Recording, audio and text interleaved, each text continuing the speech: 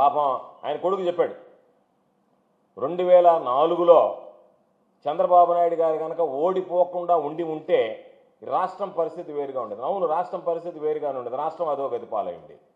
అనుమానం లేకుండా 2004లో రాజశేఖర రెడ్డి గారు కాకుండా చంద్రబాబు నాయుడు గారు కానీ గెలిచి ఉంటే రాష్ట్రం ఆంధ్ర రాష్ట్రం అనేటువంటిది అధోగతి పాలై ఉండేది, వల్లకాడుగా మారిపోయి ఉండేది.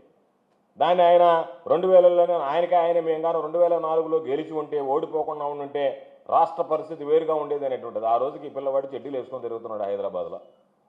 ఏదో పెద్ద అనుభవం ఉన్నటువంటి వాడిలాగా 2004లోనే మేము కానీ గెలిచి ఉంటే మేము కంటిన్యూటీగానే ఉంటే బ్రహ్మాండంగా ఉండేది అని చెప్పాను. నేను అడుగుతున్నా, ఒకవేళ 2004లో మీరే కనుక గెలిచి ఉంటే పేదలకు ఇళ్ళు ఉండేదా?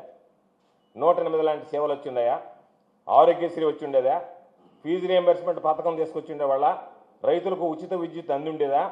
కాబట్టి అన్ని రకాలైనటువంటి వాళ్ళు చంద్రబాబు ఓడిపోయాడు కాబట్టే దాదాపుగా ఈరోజు ఒక్కసారి చూస్తే రైతులు, యువత, కార్మికులు అన్ని రకాలైనటువంటి వర్గాలకి మేలు కలిగించాయి. చంద్రబాబు నాయుడు గారు ఉన్నప్పుడు దాదాపుగా ప్రభుత్వ రంగ సంస్థలు 54 మూతపడ్డాయి.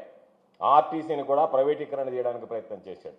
అటువంటి పరిస్థితుల్లో అన్ని వర్గాలకు మేలు జరిగేటువంటి విధంగా వైఎస్ రాజశేఖర రెడ్డి గారు తీసుకున్నటువంటి నిర్ణయాలు, ఆ నిర్ణయాలతో పాటు ఆ రోజు ఆర్టీసీ కూడా మూతపడకుండా దానిని కొనసాగించినటువంటి ఘనత ఒకసారి గుర్తు చేసుకుంటే అది రాజశేఖర రెడ్డి గారు.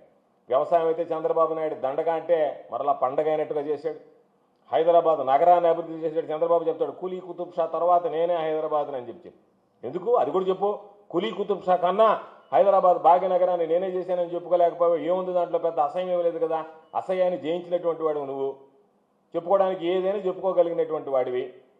కాబట్టి ఎవడన్నా నవ్వుతారేమో నేను చెప్పేటువంటి మాటలో ఒక ముఖ్యమంత్రి స్థాయిలో ఉండేటువంటి వ్యక్తి ఏదన్నా మాట్లాడితే ఎవరన్నా నవ్వుతారేమో, మనకి ఎంత అసహ్యంగా ఉంటుందనేటువంటిది ఏమీ లేకుండా దేశ విదేశాలకు వెళ్ళినా సరే ఏమి జంకు బంకు లేకుండా అబద్ధాలు చెప్పడం అనేటువంటిది అలవాటు అయిపోయింది.